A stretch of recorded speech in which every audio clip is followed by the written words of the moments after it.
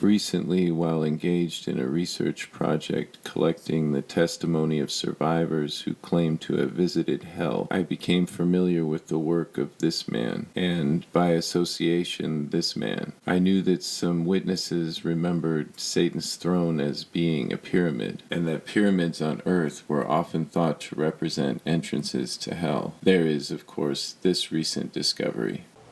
This March 15th press release summarized the key findings in the team's research of the second largest pyramid of the Giza Plateau, known as the Khafre Pyramid, and what they found was astonishing. The analysis of dozens of tomographic SAR images obtained from different angles enabled the 3D reconstruction of inside the pyramid of Khafre and deep beneath the surface of the plateau. Near the base of the pyramid, 5 identical structures are seen, connected by geometric pathways. Inside each of these are 5 horizontal levels and a sloping roof. Below these 5 structures are 8 cylindrical structures, which appear to be vertical wells, hollow inside, and surrounded by descending spiral pathways. These 8 vertically aligned cylindrical structures, arranged in 2 parallel rows from north to south, descend to a depth of 648 meters, where they all merge into 2 large cubic structures, measuring approximately 80 meters per side. The entire structure extends approximately 2 kilometers beneath the surface. And finally, that the kingdoms in which pyramids appeared were, without exception, given over to slavery and human sacrifice. But I had not considered the notion that there might be entrances below the sea. Here is Pastor Rolland relaying on this topic a harrowing encounter. And I want you to hear what happened under the water at the edge of the Bermuda Triangle. One bright morning, he went down over the side of the ship. And of course, we were all there waiting and anxious for more returns and more reports and some things that I can't mention to you here. But he wasn't down there very long. Of course, 10 minutes to me seemed like an eternity in a situation like that.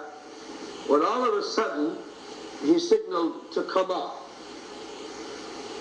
And when he came aboard the ship again, and his diving mask and equipment was taken off, I have never seen stark terror on a man's face like I saw on his.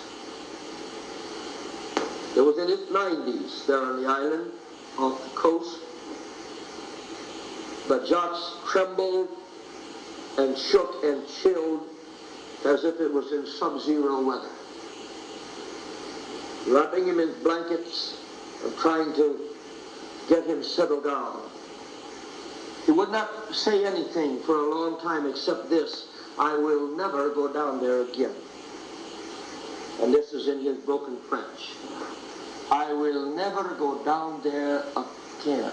And over he said it. Some hours later, when he was ready and able to talk a little bit, I went over there with him and with the other men, and we asked him if he could explain to us what he meant. He said, I will never go down there again. And I said, Jacques, that may be the reason you're here. Don't say that. You may have to go down again in that very place. Don't say that. I said, why don't you want to go down again? And he said, I am not a paranoid. I am a man whose living is made by delving into the depths of the ocean. I do not frighten. I do not become afraid. I have dived the biggest part of my life. He said, I didn't know what fear meant. I did not know what it was. But he said, I am full of terror. Why, Jacques? Why? What happened down there? And they said, I moved very close into the area that is the remnants and the destruction of the temple part of this city that's down there. And he said, as I moved into the temple area,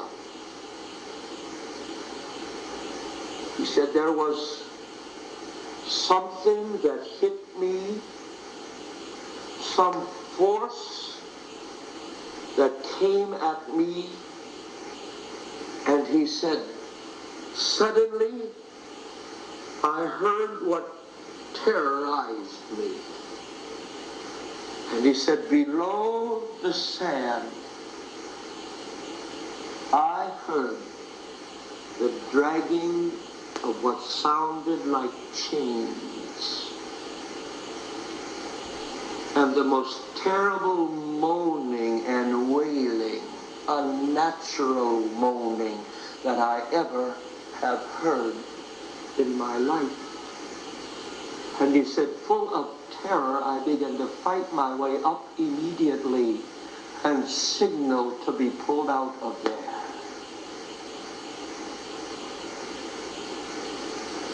I don't know what it is, but I'm not going back there anymore. And I stood frozen on that deck, and I said, tell me again what you said. And he told me again. And he said, do you know what it is? And I said, I can only quote you some scripture. The Bible said there is a prison in darkness, covered over by the bands of water, the deep. And in that prison of darkness there are creatures who are chained because of their sin in a prison they can't get out of. And they wait there for a judgment. And a bringing out. He said, no, there can be nothing like that down there. Humans can't live there. I said, I'm not talking about humans. Chuck. And we all began to talk again of the deep and the pit and the abyss and the opening. And then they began to loosen up and tell their other experiences. This diver and that diver and the other one with the dowsers who went around in that same temple area trying to discover and detect the metals and the stones that were there.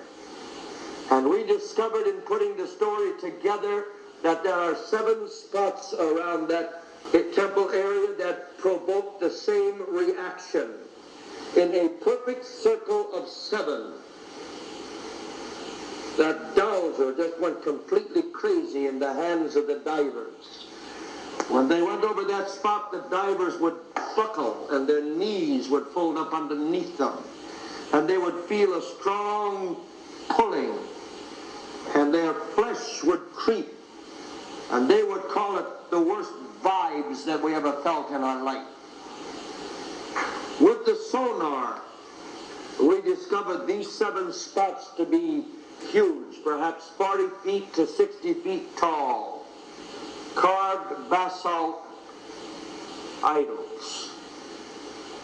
Over every one of these spots, that's what was there, in a perfect circle of 7. Pastor Rowland believed that they had discovered remnants, and he was a very brilliant man, by the way, of the city that sunk at the fall of Lucifer. And that what the divers confessed to hearing, the chains and the groanings, Pastor Rowland believed they actually tapped into an opening of one of the chambers of the underworld, where the fallen angels are. What was discovered and what was found out was so serious that they asked him to just be silent on it and not talk about it from that point on, or not make any tapes available.